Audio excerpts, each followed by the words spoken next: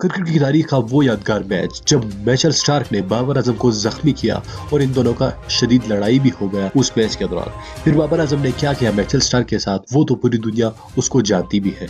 दोस्तों, इस वीडियो में हम आपको एक तारीखी और सबसे यादगार मैच के हवाले से मुकम्मल तौर पर इस वीडियो में डिटेल से बताएंगे। जब बाबर आजम और मिचेल स्टार्क का खतरनाक लड़ाई हो गई और मिचेल स्टार्क ने बाबर आजम को अपनी गेंद से जख्मी भी किया, फिर बाबर आजम ने मिचेल स्टार्क के साथ जो किया वो तो पूरी दुनिया उसको तस्लीम कर चुकी है और बाबर आजम को उस मैच के बाद दुनिया एक खतरनाक बैट्समैन तस्वुर किए जा रहे हैं। दोस्तों, मिचेल स्टार्क और बाबर आजम का 2016 में पहली मरतबा मुकाबला हुआ जब पाकिस्तानी क्रिकेट टीम ऑस्ट्रेलिया का दौरे पर थी। तब मिचेल स्टार्क ने बाबर आजम को गेंद लगाकर जख्मी किया। फिर इन दोनों के दरमियान थोड़ी गालम गलोच और लड़ाई भी हो गई।